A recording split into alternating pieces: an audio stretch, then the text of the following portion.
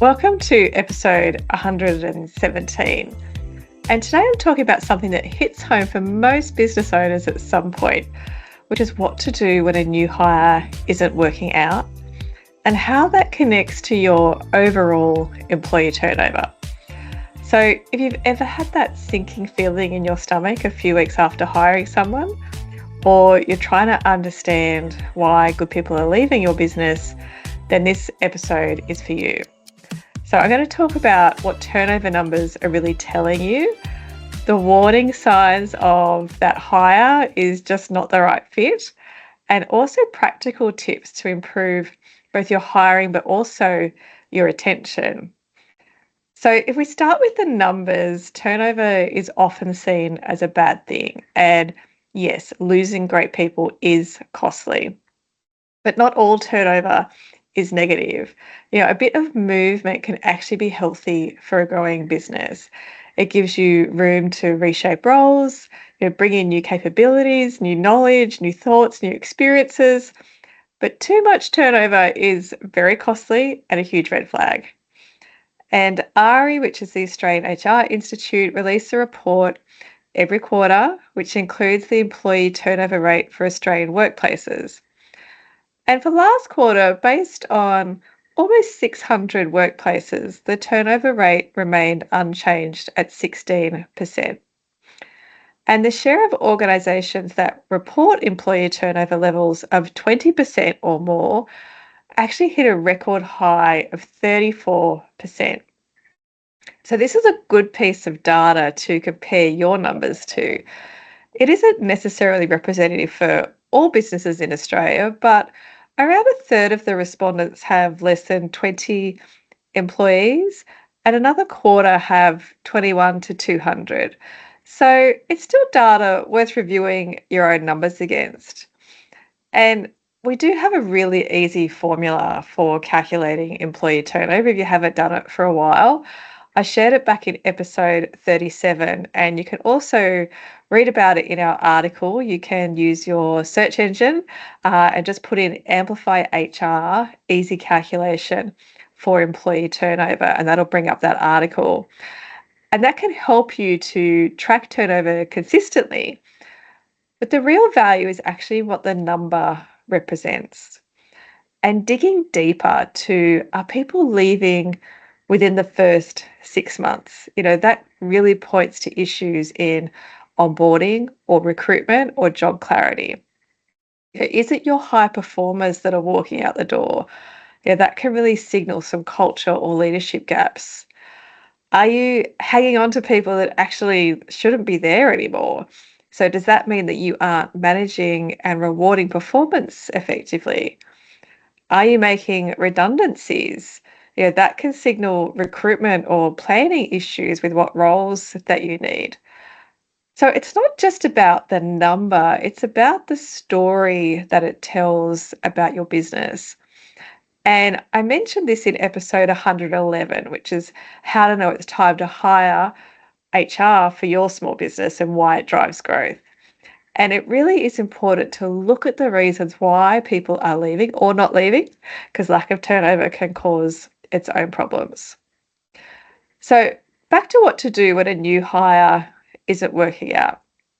It's a common story. You've hired someone, they seem great in the interview, but a few weeks in, you're seeing the signs and you're starting to wonder, have I made the right decision? And this is a really uncomfortable spot for any business owner or leader, especially when you've invested time and energy and money into that hiring process. And I was speaking with a business owner about this recently, and he told me that he hires 2 or 3 people for the same role at the same time so that he has automatic backups.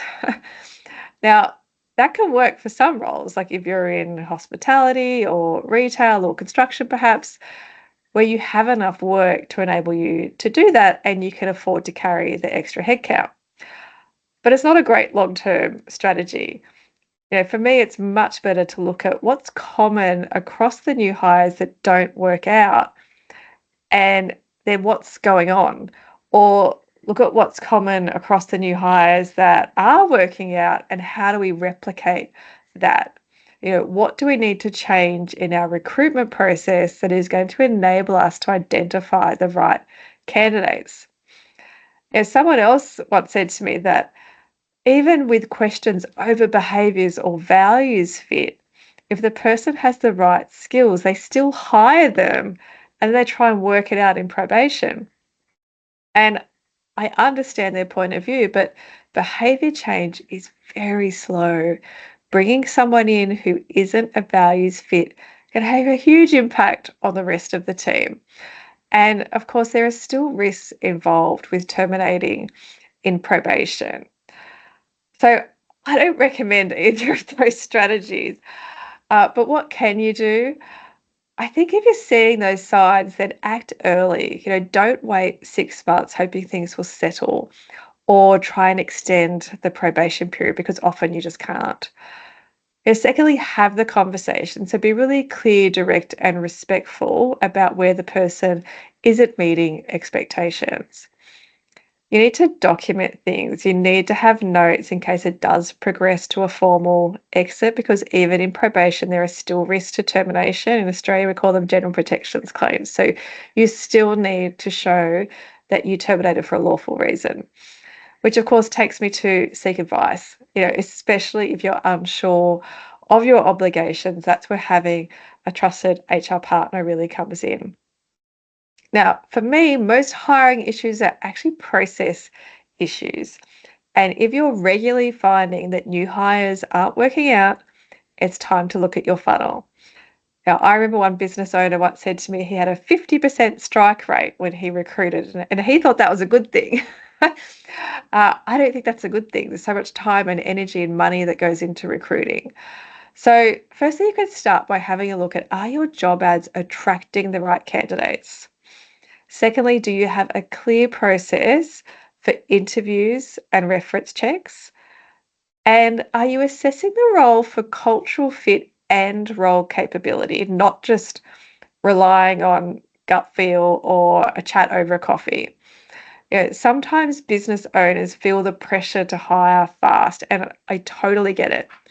But slowing down and hiring well will save you so many headaches later. There's an old saying, hire slowly, fire quickly. And introducing psychometric assessments, the right ones, will dramatically increase the predictability of whether someone is right for the role.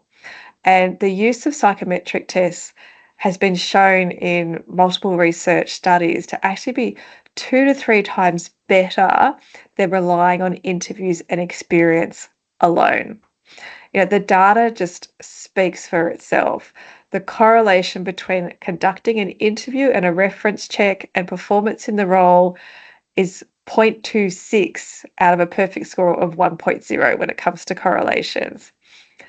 And a good score would be considered 0.7 and above. So 0.26 in terms of our ability to interview and therefore predict a performer in the role is extremely low. So there's not much correlation between an interview predicting future performance. But once we add in psychometric assessments, that can go right up through to 0.76 in terms of that correlation. And the best results come from multi-tests, where we look at cognitive ability, integrity, and how well the candidate's interests match the job. And I talk about this a lot more in another episode that's just on psychometrics, so I'm not going to go there today. So once the person joins, onboarding is just as critical as that hiring decision. Those first 90 days really shape performance and retention. So really have a look critically at your onboarding process and take the time with onboarding. Now, finally, let's talk about the people who are working out, so the ones that you want to keep. If turnover is high across your best people, then it could be time to check in on the workloads and burnout. The ARIA report that I mentioned has high workloads as the number one reason for turnover. Secondly, make sure there are development opportunities, and also that you're recognizing and rewarding people for their contributions. Sometimes it's as simple as having structured one-on-ones or asking people, what would make you want to stay? The best retention strategy is always being intentional, not just crossing our fingers and hoping for the best. So, whether you're dealing with a question around a new starter or you're trying to make sense of your turnover, it's really just key to pause and reflect and think to yourself, is this a people issue or is it a process issue?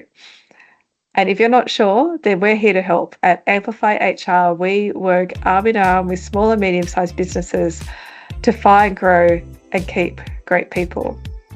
And if you've received value from this episode, I would love it if you could leave a rating or a review over Apple Podcasts or Spotify so someone else can also find the episodes to help with their business.